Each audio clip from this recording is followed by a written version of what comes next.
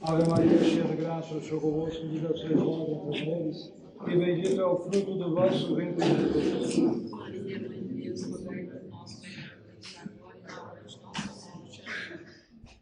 Nossa Senhora de Fátima, Rogai por nós. São Tomás de Aquino, Rogai por nós. do Pai, do Filho e do Espírito Santo. Amém.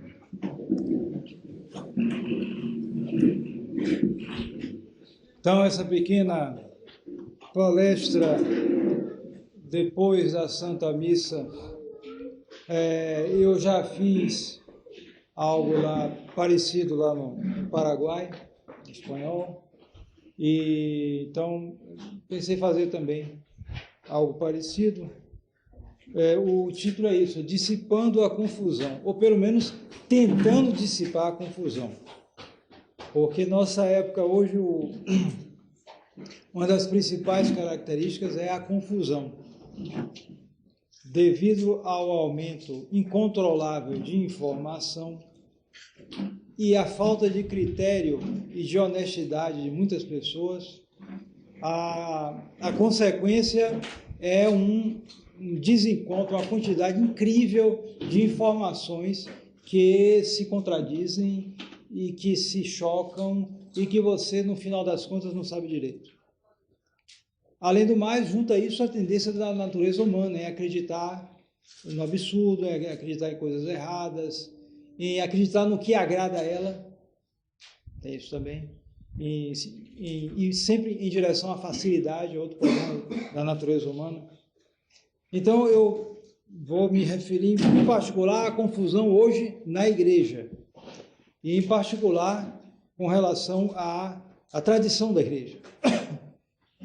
Então, primeiro eu vou lembrar algumas coisas, alguns princípios, depois eu vou explicar um pouco essa pequena lista cronológica aqui. História é mestra da vida, e as pessoas não sabem história.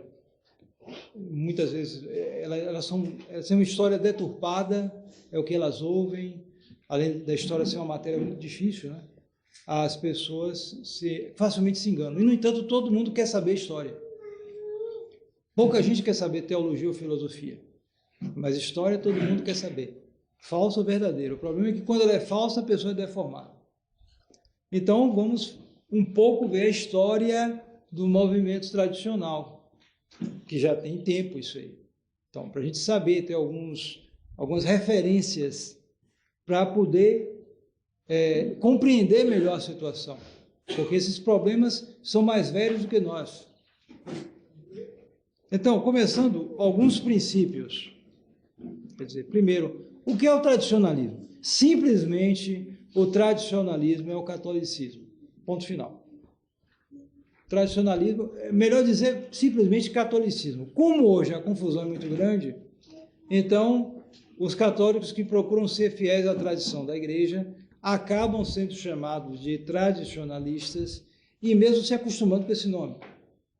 No entanto, não há nenhuma diferença entre ser tradicionalista e ser católico, simplesmente porque o catolicismo vem por tradição, e tradição é simplesmente a transmissão da doutrina verdadeira. Então, a primeira pergunta que surge é a seguinte: se os tradicionalistas são católicos, os que não são tradicionalistas, então, não são católicos? Também não é assim. A gente não pode ter esse raciocínio quadrado. A gente tem que procurar ver todas as sutilezas do real, na medida do possível. Os que estão por aí nas paróquias, em princípio, eles são católicos. Você não pode dizer que eles não são católicos, que eles deixaram a religião católica, que eles apostataram da religião católica.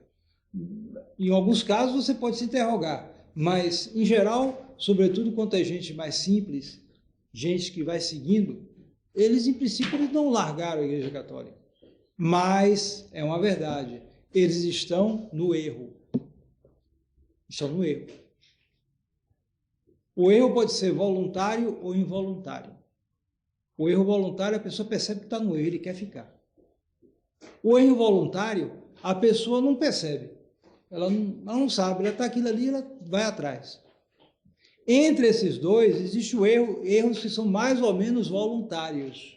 Ou seja, a pessoa não percebe muita coisa, mas ela percebe que ela pode investigar melhor para chegar à verdade, e ela não quer. Ou pelo menos ela tem receio. Ela deixa para depois. Veja o caso, por exemplo, de uma moça, ou mesmo de uma senhora, que começa a perceber que está errado frequentar as paróquias, esse ambiente tudo. É bom ela se aproximar do ambiente tradicional. Mas depois ela vê, mas se eu fizer isso, eu vou ter que vestir saia só, vão falar mal de mim, etc. E ela fica com vergonha e não vai. Então, há uma ignorância aí, muita coisa ela não percebe, mas há algo também que ela percebe. Na maioria dos casos, fica nesse meio de caminho. Conheço o caso de uma pessoa fora, né, que estava conhecendo, que era contra nós, falava mal da gente, da tradição, etc. Aí uma pessoa da tradição deu documentos para ela ler, era uma pessoa de certa cultura, né? Aí deu documentos para ela estudar. Ela começou a estudar e disse, realmente, eu não sabia que era assim não, mas eu vou deixar de ir à praia, de não sei o que, disso, daquilo, e pronto. Quer dizer, o que havia ali? A questão de vontade. Estava percebendo, cabeça não faltava, mas não queria, era voluntário. Então, só Deus pode julgar. Só Deus pode julgar. Mas o fato é que nós não podemos simplesmente dizer que nós somos os únicos católicos e os outros não são católicos. Não, não é isso. Muita gente está na boa fé, porém está em perigo. Em perigo. Não se esqueça que a pessoa pode ser católica e ir para o inferno, né? É claro. Então, você tem que ver como a pessoa vive. E é um fato. As pessoas que estão aí nos ambientes de diocese e tudo, vivem de uma maneira liberal. É um fato. É um fato. Basta ver, eles se misturam com tudo. É gente sem casamento, é gente isso, ultimamente até gente juntada do mesmo sexo e estão aceitando tudo isso. O que é isso? Atitude liberal. Algo que é o contrário do catolicismo. E, no entanto, essas pessoas aceitam porque eles veem até o próprio Papa falar isso, coisa parecida, os bispos falarem, etc, etc. Eu soube há pouco tempo, uma pessoa que morreu em condições trágicas, né? E que os parentes estavam desesperados, tristes, porque uma pessoa que comungava, confessava, comungava. No entanto, essa pessoa vivia com um homem sem casamento. Vivia com um homem sem casamento. União estável, essas coisas, né? Mas não era casado num religioso. Casamento é o casamento religioso, né? Então, ela se confessava, quer dizer, certamente o sacerdote achava, não dava importância nenhuma a isso. Então, era mal orientada e vivia no pecado. Só Deus pode julgar, é verdade, mas que está em perigo, está. Então, é isso. Nós não podemos simplesmente separar, esses são católicos, esses não são, não é fácil isso aí. Em certos casos você fica na dúvida. Outros não. Em geral, é como eu disse, os que têm menos instrução, em geral, conservam a fé, bem ou mal. Agora os que têm mais instrução, os que estudaram mais, esses aí, o caso é mais complicado. Mas, de qualquer modo, com maior ou menor culpa, eles estão no perigo, porque estão numa situação de mistura e de invasão de princípios liberais nos ambientes católicos. Algo que nós temos que nos distanciar, tomar distância disso. Então, tradicionalismo é simplesmente catolicismo. Simplesmente somos católicos, mais nada. Agora, não é uma opção no catolicismo. Eu tenho essa opção tradicionalista. O outro tem a opção carismático. O outro tem a opção teologia da libertação. E por aí vai. Não, isso é supermercado. Isso não é religião. E foi isso que eles conseguiram criar. Eles criaram um supermercado de religiões, depois um supermercado dentro do catolicismo, e agora criaram um supermercado dentro da tradição. Até de maçonaria. Inventa tanta variedade que agora a pessoa vai como na prateleira escolher. Não, eu vou nessa missa, essa aqui, sei lá, e por aí vai. Então, esse é o primeiro princípio. No entanto, tem uma outra consequência que vocês já devem estar percebendo. Ser tradicionalista, ou seja, ser católico simplesmente, hoje implica resistir. Resistir. Resistir a quem? Às autoridades. Por quê? Porque essas autoridades estão desviadas. É outra constatação. Você não pode baixar sentença contra ninguém. Você não tem autoridade para isso. Mas você pode e deve reconhecer uma situação de fato. A situação de fato é o desvio das autoridades. E aquele que melhor reconheceu a situação e que foi o homem providencial dessa época, que foi Dom Marcel Lefebvre, foi ele que iniciou e levou adiante a boa reação. Monsieur Lefebvre descrevia a situação da igreja com a famosa definição: o golpe de mestre de Satanás. Nós vivemos hoje um golpe de mestre de Satanás. Alguém quer levar um golpe de Satanás? Acho que ninguém quer, né? Mas imagine um golpe de mestre, um golpe bem dado. O demônio é muito mais inteligente do que nós. Então, se ele dá um golpe de mestre, é porque o negócio é bem dado mesmo. Engana mesmo, para valer. E não se esqueça, o demônio é homicida, ele é mentiroso e homicida. As duas coisas. Normalmente ele começa enganando, depois ele mata. Ele mata sobretudo a alma. Pode matar o corpo também. E pessoas que são ligadas a Satanás têm tendência para suicídio, muitas vezes. Mas, mesmo que não chegue a isso, o principal objetivo é a morte de Satanás, é a morte da alma. A pessoa pode viver 100 anos, se for para o inferno, ele ganhou. Não tem problema. For para o inferno, acabou. Esse é o que importa para ele.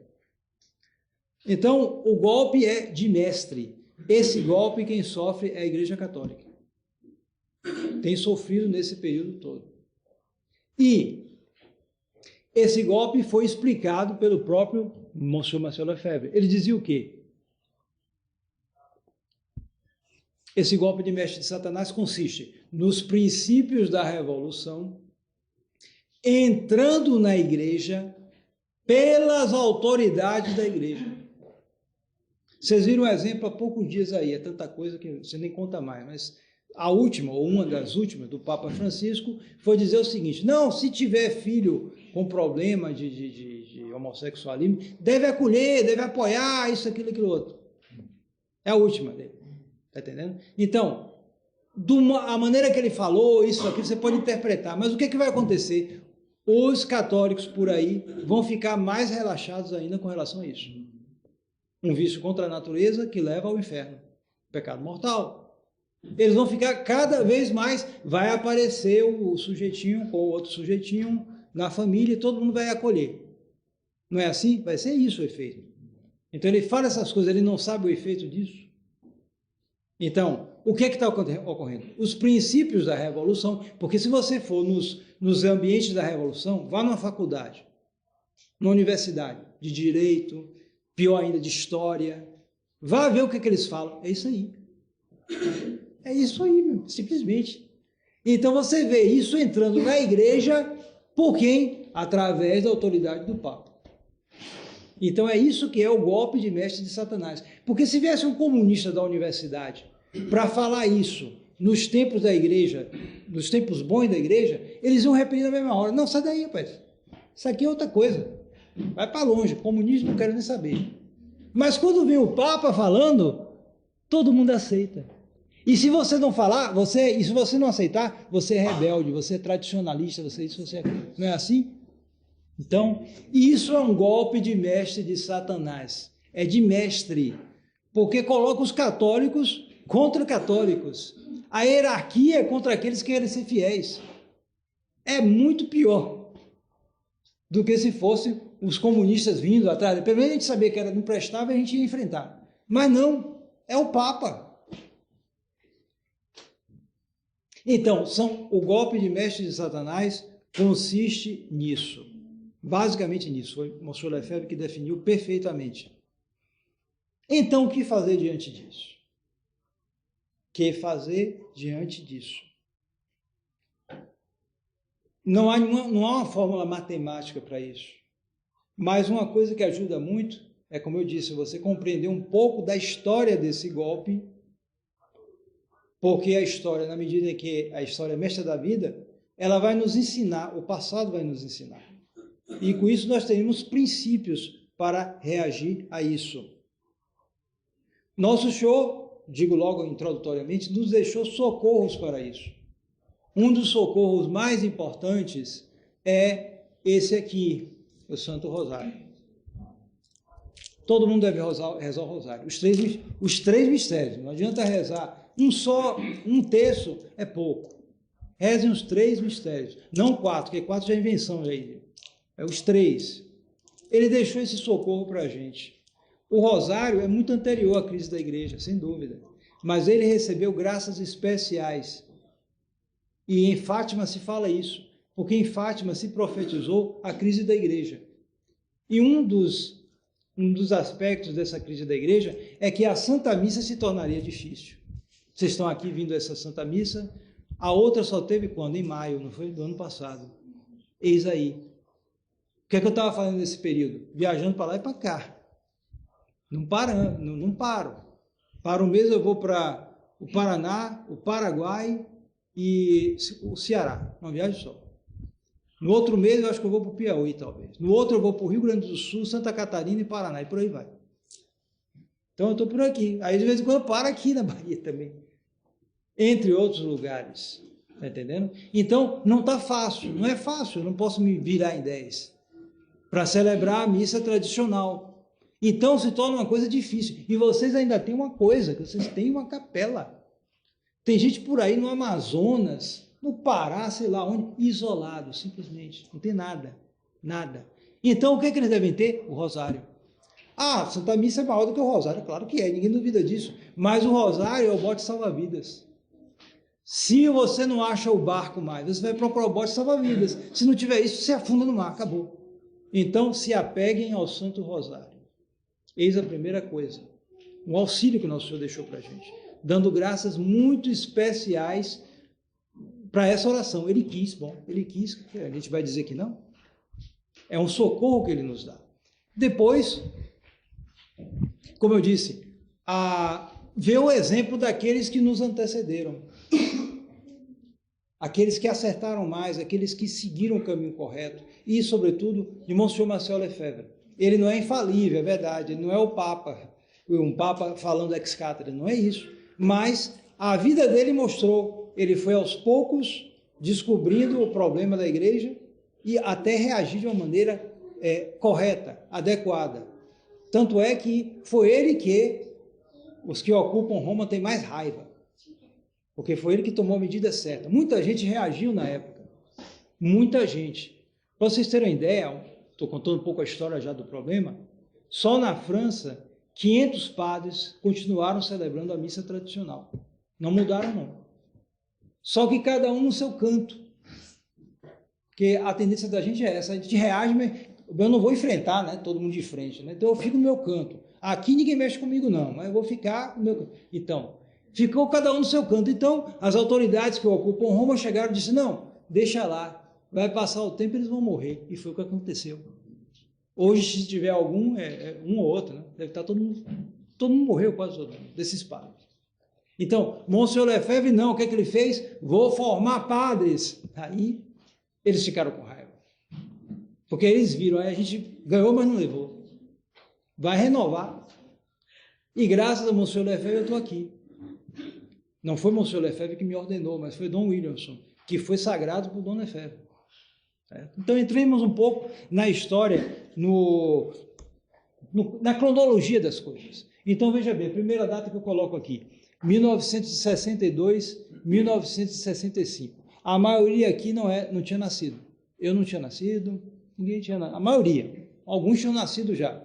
Mas mesmo os que tinham nascido, eram bem novinhos. E não compreenderam as coisas, não compreendiam as coisas. Porque já tem mais de 60 anos. Certo? Vai fazer 60 anos agora o começo do Vaticano II. Certo? Então, 62 a 65. Concílio Vaticano II. Esse é o centro do problema. O centro do problema não é o Papa Francisco. O Papa Francisco causa muitos escândalos e por isso tem gente que vai descobrindo a tradição, ou mais ou menos descobrindo, agora, a partir do Papa Francisco. Mas eles ficam muito centrados no Papa Francisco. Ah, que escândalo, que coisa absurda. O outro era melhor fazer... Não. É verdade que o Papa Francisco é mais escandaloso, mas os modernistas ocupam a igreja desde o Vaticano II.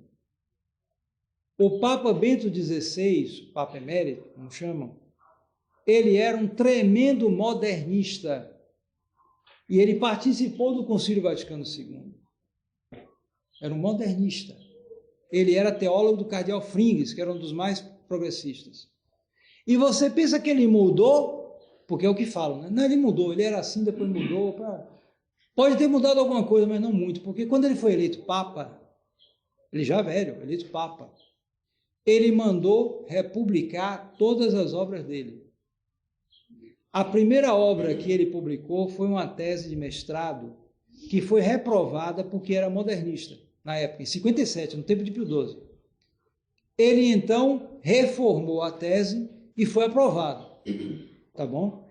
Então, ele mandou publicar a tese, mas você pensa que foi a tese reformada? Não, foi a tese modernista. Ele mandou publicar aquela tese. Então, ele mudou? Pode ter mudado alguma coisa, mas fundamentalmente não mudou. Continua sendo modernista. Então, os modernistas ocuparam a igreja no Vaticano II, porque foi um concílio que se apresentou como um concílio, mas que não teve as prerrogativas de um concílio. Uma delas é a infalibilidade. Ele não quis se manifestar com infalibilidade. Voluntariamente, todos os dois papas disseram claramente isso. Não queriam definir dogmas, nada disso. E se propuseram assimilar 2 séculos de cultura revolucionária. É o próprio Ratzinger que diz isso. Diz isso. É verdade que o Ratzinger diz que devia corrigir alguma coisa. Corrigir, melhorar, etc. Outros assimilam tudo, como é o caso do Francisco, tudo ou quase tudo. Mas o princípio é o mesmo. Princípios da revolução entrando na igreja. Então, esse é o primeiro ponto. Esse é o centro das nossas preocupações. A crise da igreja começou ali, 62, 65. É verdade que na época pouca gente percebia. Se alguém vivesse em 62, o padre Jair mesmo vivia, já estava jovem e tudo, mas conheceu, ele viveu essa época. Então, na época, não aparecia tanto problema. Ainda havia toda a missa tradicional, o povo era católico. O Brasil, na época, era 94% católico. 95%. O Brasil todo era católico. O protestantismo era alguma, sei lá, um grupinho ou outro, era muito pouco importante. Não tinha nada protestantismo, era nada, quase nada.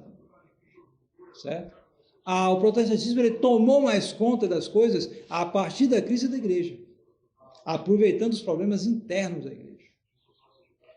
Então, nessa época não aparecia tanto, mas já apareciam algumas coisas. João 23 já fazia alguns escândalos pequenos, que hoje comparando com Francisco é coisa pequena. Ele passava na sinagoga de Roma e acenava para os judeus lá. Tá? Isso era um escândalo, um papa fazer isso. Na época, um papa chegar e acenar, fazer para os judeus, o pessoal ficava, não, peraí, o que é isso? Mas os jornais todos elogiavam. Bom, o jornal, você sabe na mão de quem está. Então, elogiavam tudo. Então, ele já começava a fazer essas pequenas coisas. Ele era todo alegre, diferente de Pio XII, que era aquela figura séria. João 23, não, fazer uma piadinha, isso, aquilo. Começou assim. Então, não apareceu claro na época. E foi ele que convocou o Vaticano II. Depois de João 23, morreu durante o Vaticano II. Veio outro pior do que ele, que foi Paulo VI. Paulo VI era muito pior. Inclusive, ele é acusado de ter traído o próprio Pio XII antes. Então, o processo foi aumentando. Depois do Vaticano II,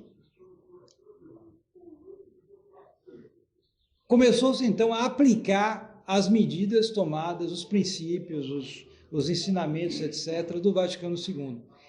Então, eu coloco aqui o segundo ponto. 1970. Por quê? O que é que ocorreu em 1970? Ocorreu a nova missa. depois de 5 anos, eles então foram adaptando isso aqui até que eles aplicaram, fizeram a nova missa, com o auxílio de 6 pastores protestantes. Então, a partir daí, a crise ficou maior. Por quê? Porque quando você fala teologia, princípios teológicos, isso aqui, aquilo, o povo em geral não vai entender muito. Mas o povo, aquele que é católico, né, vai à Santa Missa. Vai à Santa Missa, pelo menos de vez em quando. Quem é católico vai à missa. Então, se você muda a missa, aí vai atingir. Está entendendo? E a partir daí a revolução foi muito pesada na igreja. Vou dar só algum pequeno exemplo. Existe uma parte no Canadá, chamado Canadá francês, chamado Quebec. É uma parte do Canadá muito povoada, muito rica, tal, gente assim, muito católica. Então, antes do concílio, antes da nova missa, 80% da população ia à missa nos domingos. Você imagina 80% de Anagé indo à missa no domingo. 26 mil, você bota aí 20 mil pessoas no mínimo.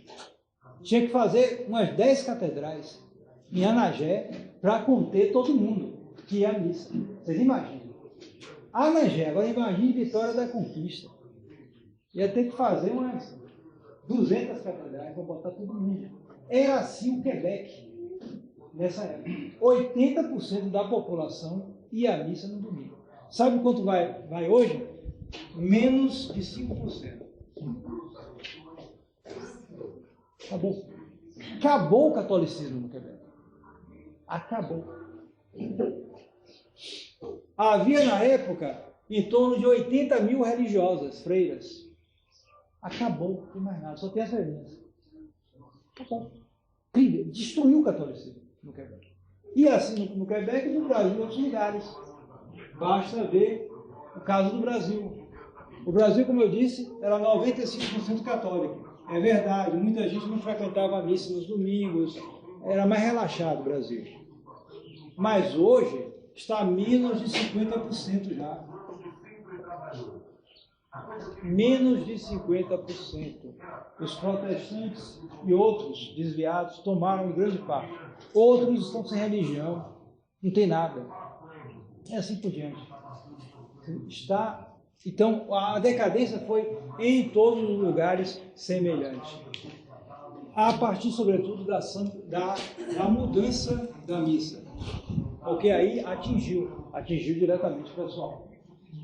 Bem, aí eu coloquei aqui 70 a 88, a boa reação. Por quê? Porque houve uma reação. A reação foi exatamente a reação sobretudo de Monsenhor Marcel Lefebvre e outros. Como eu disse a vocês, eles tomaram a boa decisão. Eles decidiram fazer uma fraternidade sacerdotal e formar padres que ensinassem a verdadeira doutrina e que celebrassem a verdadeira missa. Tomou a medida certa. Agora eu coloquei aqui, de 70 a 88. Por que eu coloquei 88? Porque em 1988 ocorreu algo que foi um divisor de águas. Em 1988, Monsenhor Lefebvre sagrou 4 bispos, sem autorização de Roma. Porque ele viu que ele estava muito velhinho, e depois que ele morresse, quem ia ordenar padres? Ele tentou fazer acordo com Roma várias vezes.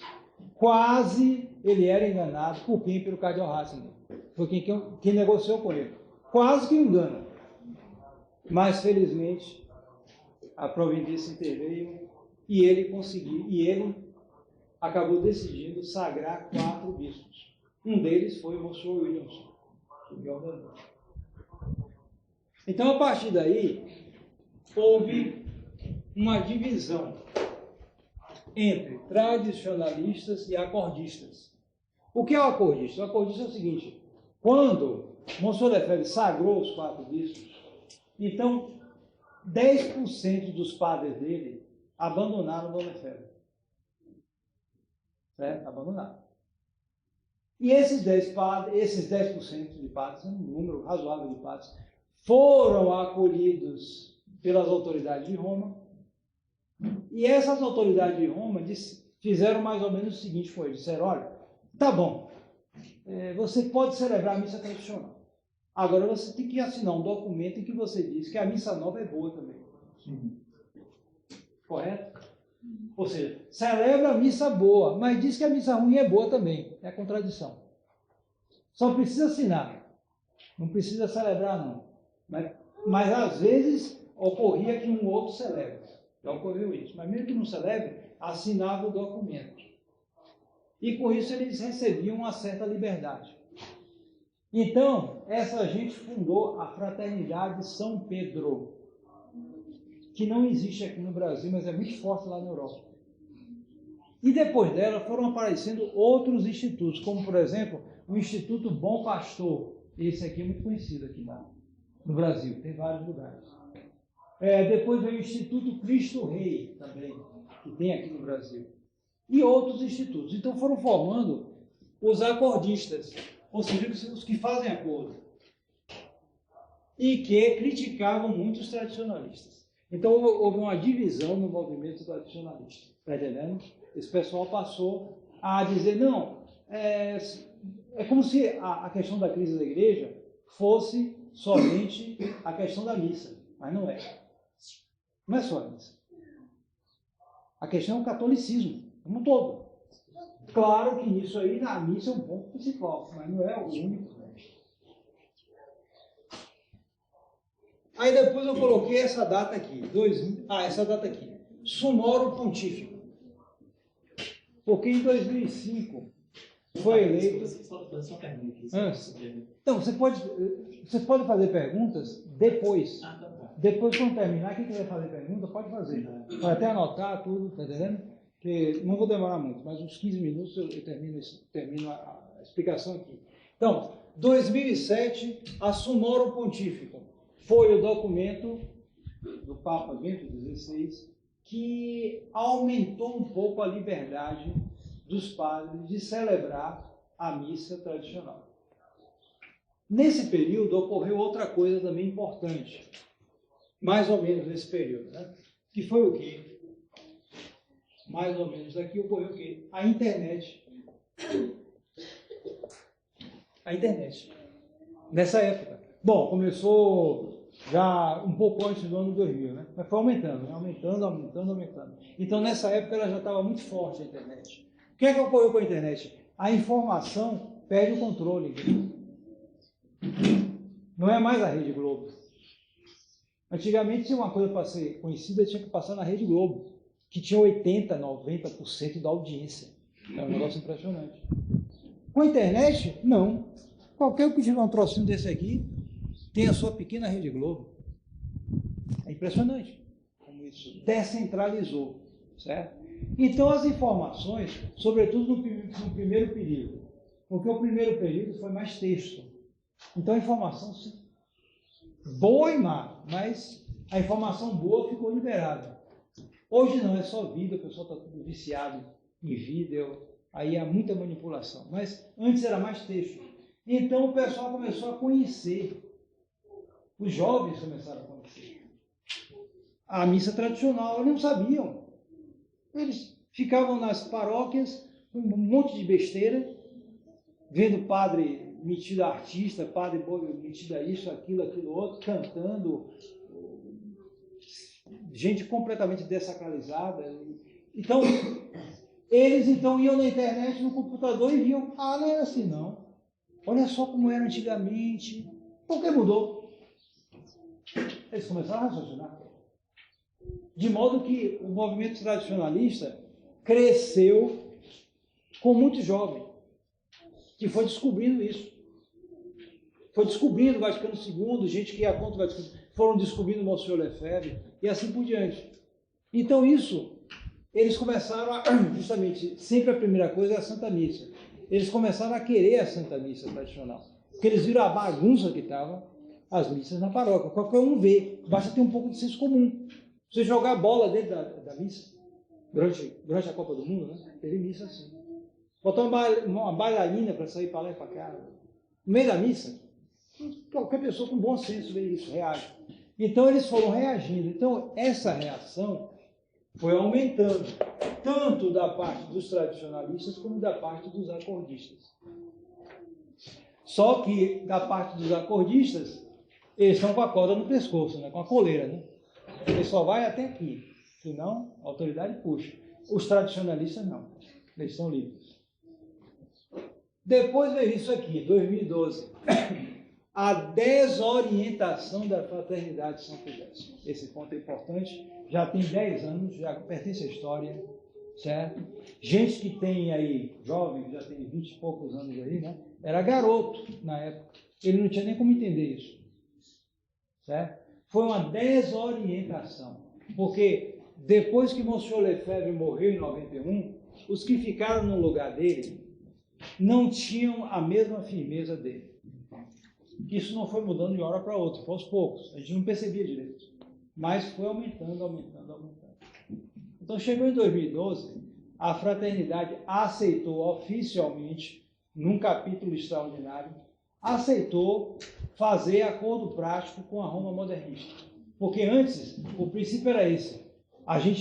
Foi o que o Monsenhor Lefebvre disse, quando ele sagrou os bispos. Quando houver um Papa católico, vocês, os bispos, vão lá depor o episcopado de vocês nas mãos desse Papa. Ou seja, quando as autoridades se converterem, evidentemente, a gente tem que obedecer. Por quê? Porque eles não deixaram de ser autoridades. Certo? Não deixaram de ser autoridades. Quando eu rezo a missa aqui, eu acabei de rezar a missa aqui, no cânon da missa, eu citei o Papa Francisco e citei o bispo dessa diocese. Pronto. Mesmo que eu não saiba o nome dele, eu digo o bispo dessa diocese. Estou rezando por eles. Certo? As autoridades não deixaram de ser autoridades. Agora, para a gente voltar a obedecer, eles têm que se converter. Tem que sair do desvio deles. Quando? Isso eu não sei. Só Deus é quem sabe também. Mas o fato é que, se vocês se deixarem levar por eles, vai ser um cego conduzindo o outro e os dois saindo no buraco. É isso. Então, a fraternidade mudou de posição. Ela não fez acordo com Roma, é verdade. Mas ela aceitou o princípio. Então, isso provocou uma desorientação da fraternidade. Com isso, a fraternidade deixou de ser uma referência. Porque uma fraternidade é muito maior, tem mais de 600 padres. Então, ela é uma referência para todos nós do mundo tradicional. Porque era a fraternidade fundada por Monsenhor Lefebvre. Mas, infelizmente, ela se desorientou no ano de 2012. Por causa de Bento XVI. Foi Bento XVI que desorientou a fraternidade. Mais uma vez, Bento XVI. Não foi Francisco, não. Foi Bento XVI. Pois bem, chegou 2013. O Papa Francisco foi eleito. Mas a gente sabe que o Bento XVI renunciou. Renunciou, em grande parte, pressionado com a pressão mais comum que se utiliza hoje, que é dinheiro. Porque como todo mundo hoje está materializado, materialista, certo?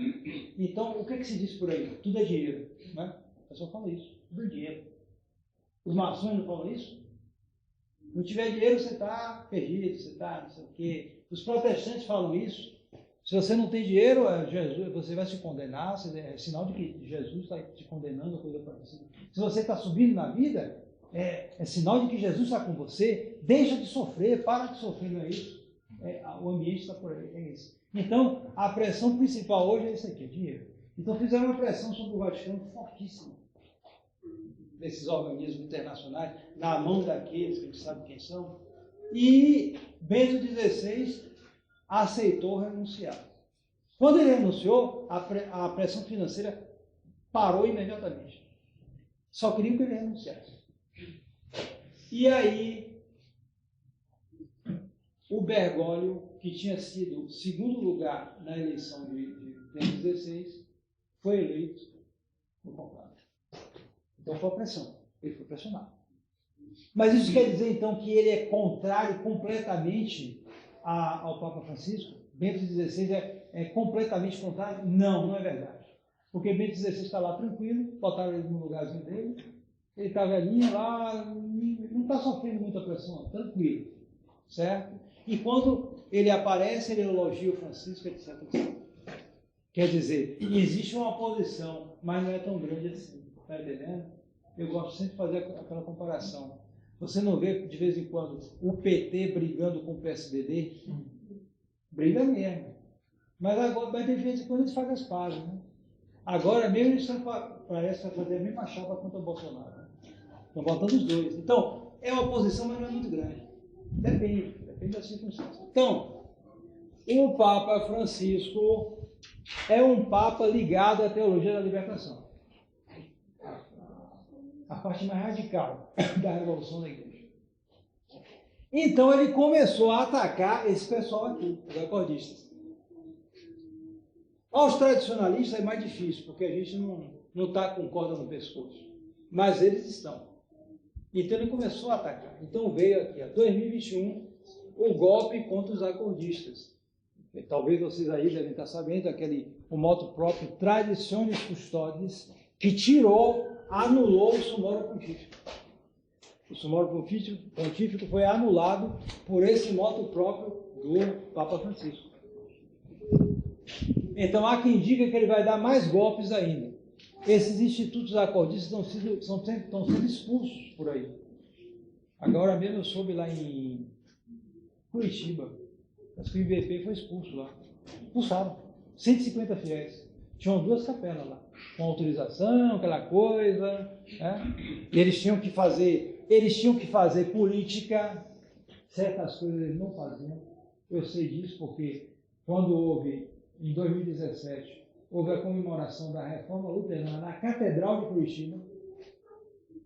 Então alguns fiéis quiseram fazer um protesto, até me perguntaram, eu disse, não, pode fazer. É claro, um escândalo, fazer um concerto para homenagear Lutero na Catedral de Curitiba, e eles fizeram, pois o padre do IBP deu um carão neles até não poder mais. O que é que dizia o padre do IBP? Quase que o bispo tira a gente da diocese. Ou seja, eles têm que ir, eles falam, mas eles não podem ir muito longe, senão tira da diocese. Vocês compreendem o que é isso? É o acordismo, é o meio tradicionalismo. Eles vão até certo ponto, mas senão eles têm que ficar caladinhos. Mas não adiantou. Agora, puseram para fora mesmo. O Papa Francisco mandou e parece que isso está ocorrendo em vários lugares. Então, tem uns que estão insatisfeitos, estão até resistindo, na verdade. Mas o problema é o seguinte, a confusão aumenta. Por quê? Porque esse pessoal pode estar até reagindo, mas eles estão reagindo contra o Francisco. Eles estão pensando que para guardar o catolicismo é preciso ir contra o Francisco. Mas, como eu disse a vocês, o Papa Francisco não é o centro do problema. O centro do problema está aqui. Certo? Então, para terminar, eu digo isso aí. Vocês tenham em mente esse quadrozinho pequeno, simples, cronológico, para entender um pouco a gênese da crise. Hoje, muita gente está percebendo, por causa da internet e por causa dos escândalos de Francisco. Mas o problema não é de agora. O problema, antes de você nascer.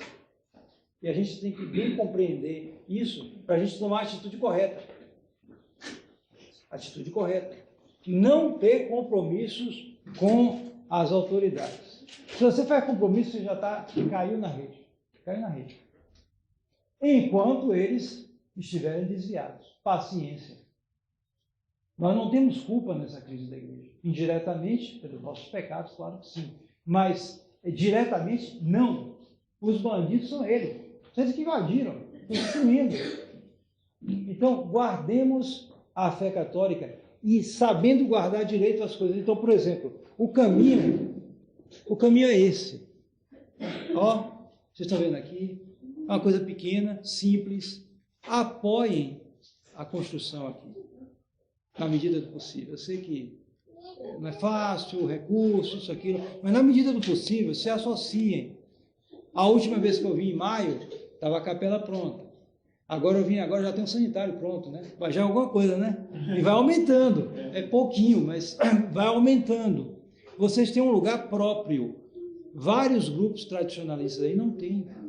Agora mesmo eu estava já tem um bom tempo que eu vou a uma cidade do Paraná, Toledo. Então, a gente ia nas capelas ucranianas, porque existe lá o rito ucraniano, que é mais tradicional, ligado à diocese, mas é mais tradicional. E o padre lá era amigo da gente. Então ele deixava. Pode ir, não tem problema não. Agora, se o bispo falar, não tem jeito, eu não posso fazer nada. Mas ele deixava a gente celebrar. Nas igrejas, celebrava, queria, em tal cidade, tal cidade. Mas aí começaram a falar mal, perseguir. Aí o bispo diocesano falou com lá o exarca do rito ucraniano, forçou tal. Pronto, eles tiraram as capelas da gente. Forçaram a gente. Aí a gente continuou celebrando um escritório emprestado de uma associação lá. Só que essa associação tinha gente ligada à tradição, mas tinha gente também da diocese. Aí começou a intriga, lá vai, e botaram a gente para fora. Resultado, a gente está celebrando agora numa casa de uma das famílias. Bom, lá eles não vão não, né? A gente resolve. Então, mas a gente já está trabalhando para ter um lugar próprio. Vocês aqui, no sertão da Bahia, já tem um lugar próprio. Apesar de ser isolado, tudo, está começando, vão fazendo aos poucos. Está entendendo? Que aí vem gente. E aí, então o caminho é esse, são esses grupos aqui e ali. Eu não sei qual vai ser o desfecho da crise da igreja, eu não posso saber isso, só Deus sabe. Mas nós temos que tomar a atitude correta. Então é por aí, atualmente é isso. Temos que fazer nossos lugares de culto, se associar, ajudar. Se alguém pode dar nem que seja R$50, de vez em quando, isso, aquilo, vai juntando, faz um fundo. Já compra, por exemplo, os vidros da janela, né? Está faltando. Depois vai rebocar melhor, vai fazer o piso. Lá no Mosteiro Nossa Senhora da Fé do Rosário, tem vários anos que a gente está construindo, mas agora a gente já fez o altar mor. Vocês se viram as fotos, está bem bonito, né? Conseguiu material lá, tudo fez um altar, o pessoal olha assim, puxa. Mas isso foi aos poucos. Começou assim, levantou e foi fazendo, até chegar fazer uma igreja grande para 150 pessoas. Então vocês podem fazer, já está feito aqui. Então é continuar as coisas. Vai fazendo lugar de culto. Com isso, vocês vão se firmando, vão ter mais assistência com o tempo, certo? Já agora esse ano já vai ser ordenado outro padre, agora, então já vai outro padre para ajudar, e já vai, então isso vai aumentando, vão tendo mais assistência, vão tendo mais os sacramentos. O caminho é esse. Não sei o que é que vai ser o futuro da igreja, mas nós temos que estar preocupados com o presente, fazer a vontade de Deus nesse tempo agora. Então, se houver perguntas, pode fazer. Então, você estava falando assim, relacionado ao processo do problema, parece tipo assim, que é a missa tridentina. Mas assim, a catolicidade, no caso, né? Você pode explicar melhor isso, por favor? É o catolicismo como um todo. A missa foi um instrumento para isso. Como eu disse a você, a pessoa, um católico em geral, da média, ele não tem conhecimentos grandes de questões teológicas, filosóficas, ele não conhece isso, mas ele vai à missa. Então, ele vai à missa, se você mudar a missa, ele vai ser atingido por isso, porque ele vai ver diferente as coisas. Isso, sabe quem fez isso pela primeira vez? Martinho Lutero. Martinho Lutero tirou a fé do povo alemão, mudando a missa. Ele manteve uma aparência, mas tirou o cânon, tirou a consagração, fez isso, fez aquilo. O povo alemão não compreendia nada, o povo simples. Eles foram se deixando levar e perdendo a fé por causa disso. Então, a operação hoje é parecida. É parecida, mesmo porque se você pegar o rito da nova missa, comparar com a missa de Lutero, tem muita semelhança. Muita semelhança. Não mudou tudo, é claro, mas tem muita semelhança. Então eles vão tirando a fé dos católicos aos poucos, com a missa todo domingo. Certo? Então, é por isso que a missa é tão importante, mas não é só a missa. O problema é muito mais amplo.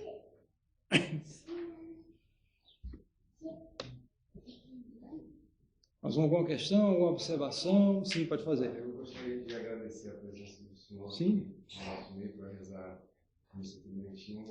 Quer dizer que ele tem aprendido muito dos seus vídeos na internet, Sim. história da igreja e com as palestras dos sermões. Queria saber se o senhor poderia especificar algum detalhamento a mais em relação a essa questão da pressão que o Papa Bento XVI sofreu e se, na sua opinião, se já houve algum estudo mais aprofundado no sentido de investigar se essa pressão comprometeria ou não a validade.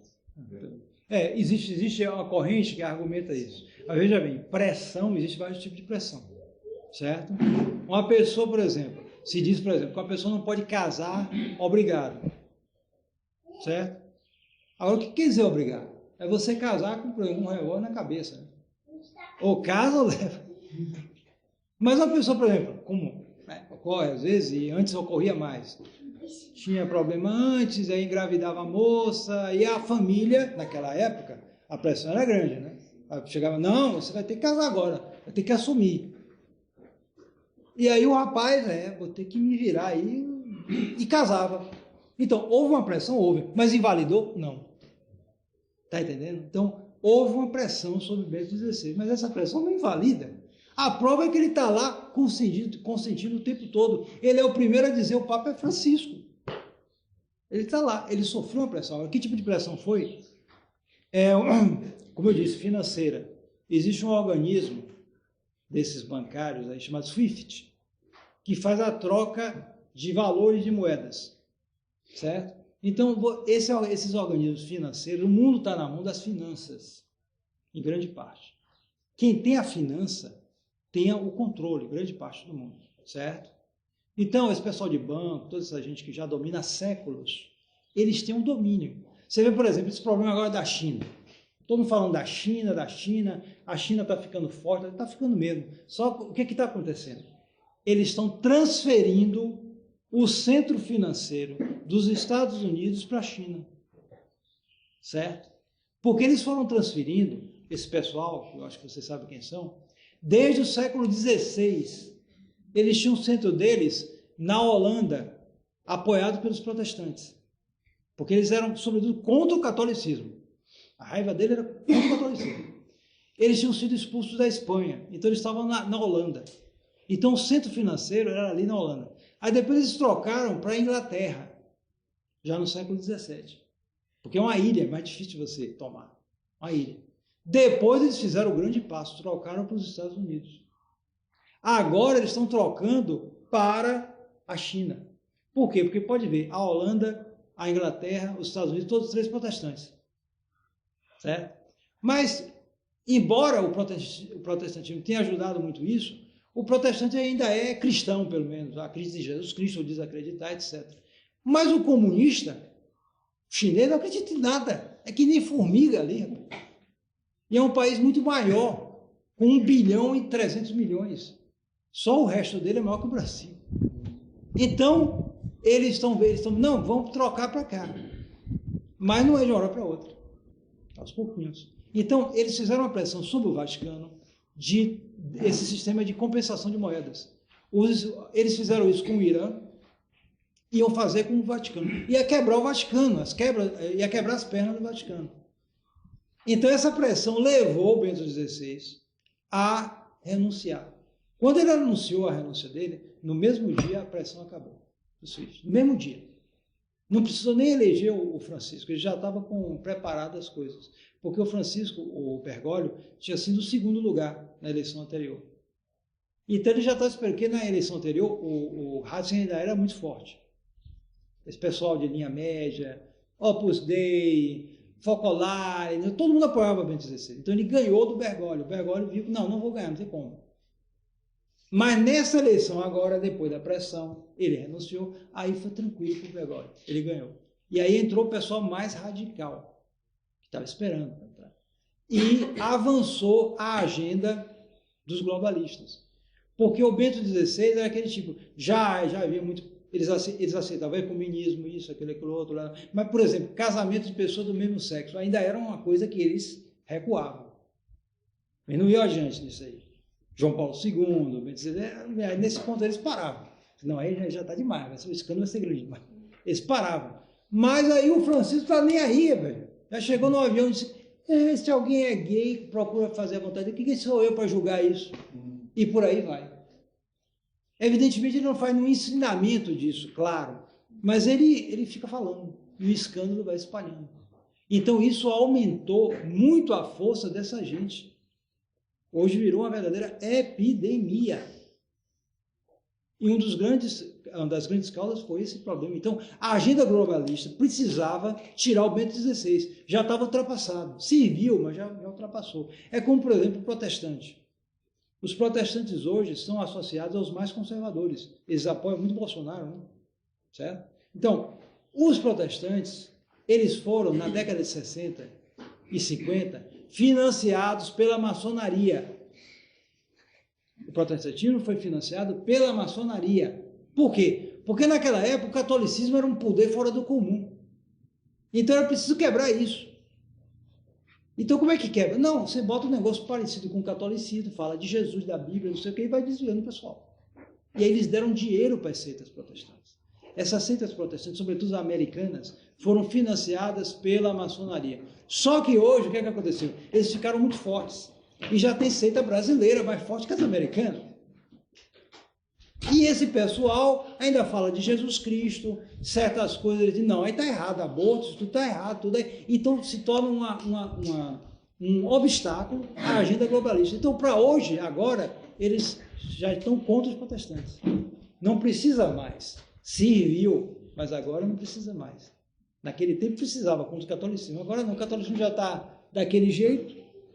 Então, quem está resistindo é o protestante. Então, tem que passar o pau nesse protestante também. Está entendendo?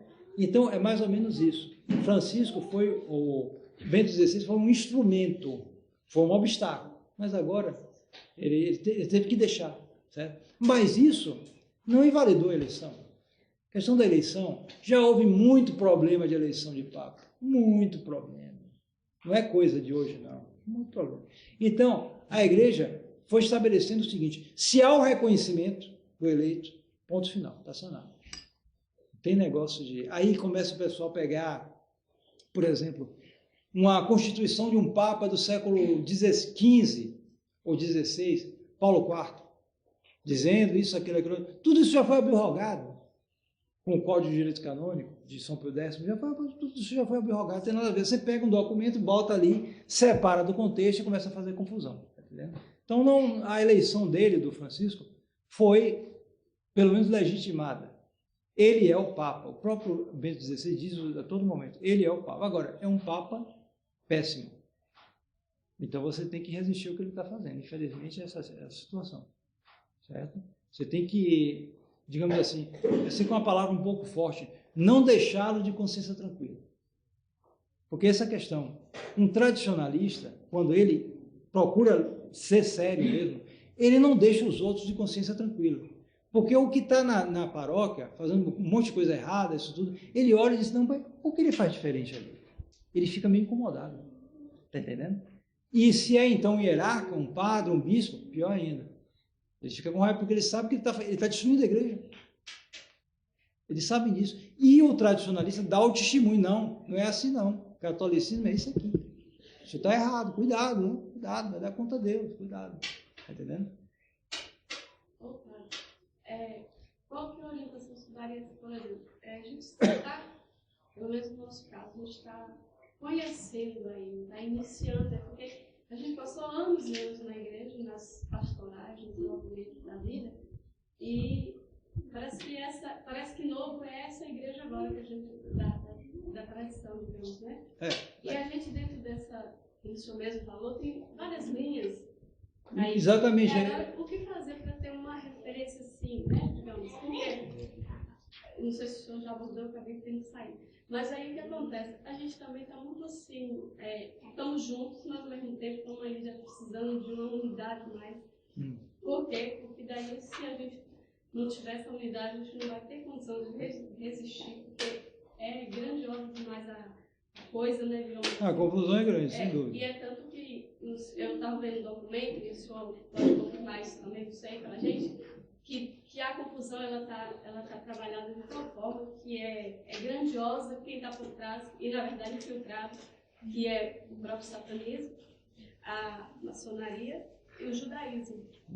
Eles se uniram de tal forma, quer dizer, nós que somos tão pequenininhos, a gente é meio unido, mas separados. E sim, como fazer isso?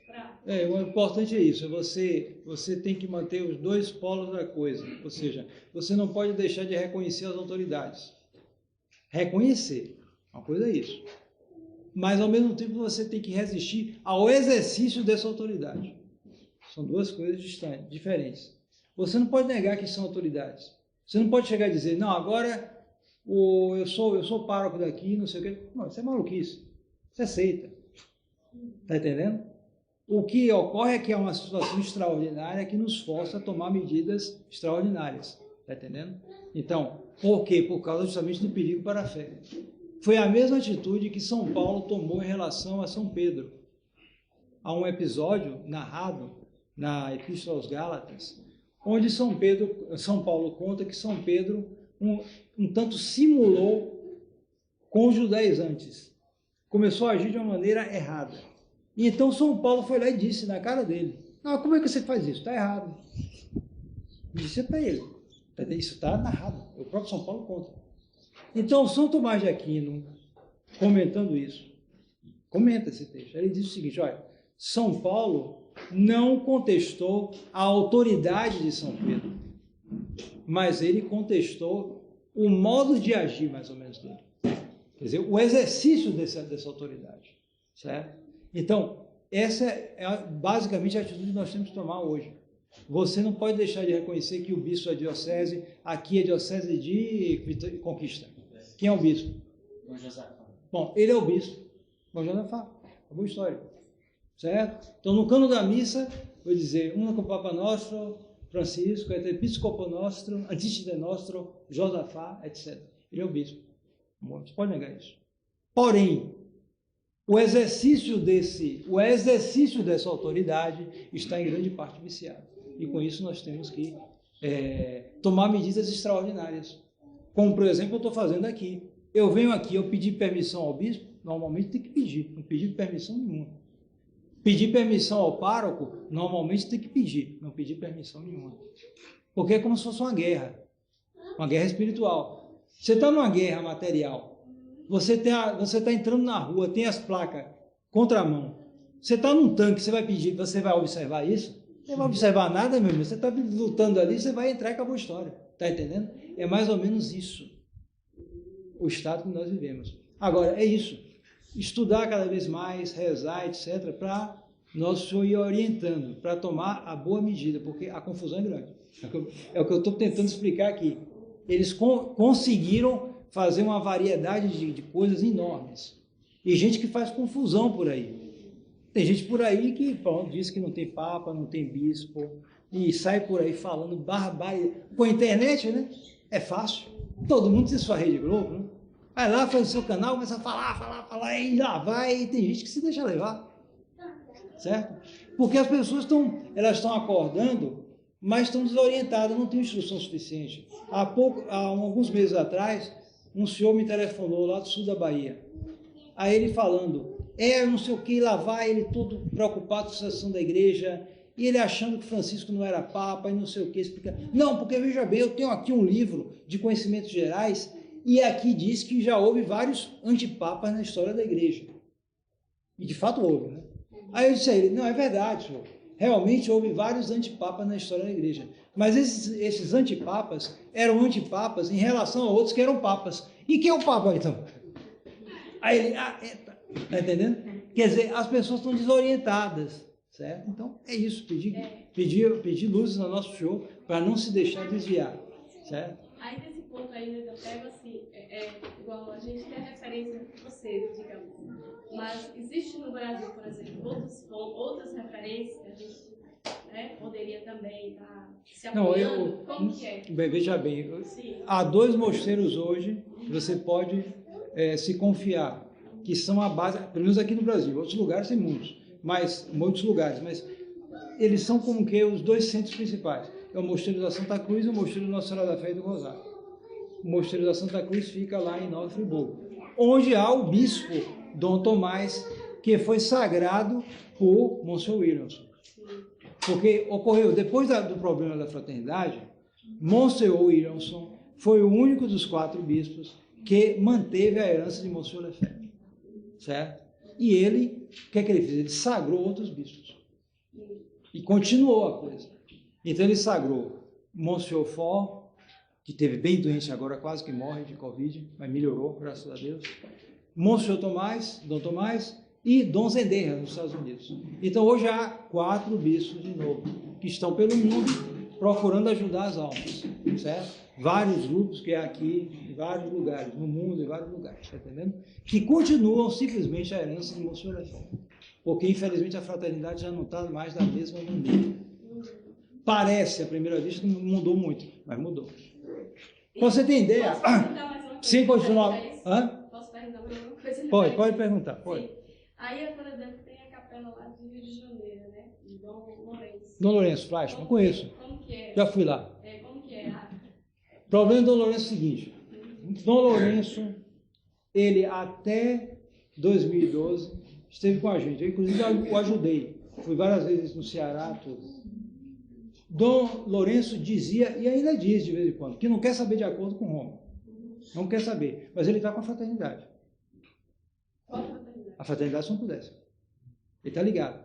Por quê? Porque, bom, vários fatores. Inclusive porque ele é beneditino. E se desligar, o que acontece? Fica solto, né? Justamente, porque se ele se desligar, ele fica sem bispo. E ele não aderiu à resistência. Ele não aderiu, ele ficou distante, ele criticou. Então ele está lá no seu direito. Ele disse que ele não quer saber de acordo. Uma vez um dos fiéis, amigos nossos, perguntou a ele, mas Dom Lourenço, se fizer acordo, o que o senhor vai fazer? Não sei. Enfim, existe esse pessoal aqui e ali, está entendendo? Mas ele está ligado à fraternidade. Ele recebe os sacramentos, tudo da fraternidade. Vocês não? Não, a gente, a partir de 2012, a gente teve que se distanciar da fraternidade. Antes, sim. Eu mesmo fiz todas as minhas ordens, eu recebi lá na Suíça. Menos o presbiterato. Mas tudo eu recebi lá na Suíça com os bispos da fraternidade. Então, se o bispo que vocês têm hoje estão mesmo em Nova Friburgo, né? Nova Friburgo e com os bispos ligados à resistência. Recentemente, padre, o Lourenço recebeu o bispo da fraternidade para as confirmações, né? E está tentando montar um mosteiro beneditino lá em Niterói. Dizem que está tentando. A fraternidade está ligada a ele. Então, eu não sei como é a situação. Porque essas coisas não é tão fácil para não é fácil não. Viu? Reconheço. Não é fácil, mas aos pouquinhos a gente vai compreender. Em nome do Pai, do Filho e do Espírito Santo. Amém. Ó Maria concebida sem pecado. Ó Maria concebida sem pecado. Rogai por nós que recorremos a vós. Ó Maria concebida sem pecado. Rogai por nós que recorremos a vós. São José. Rogai por nós. Do Pai, do Filho e do Espírito Santo.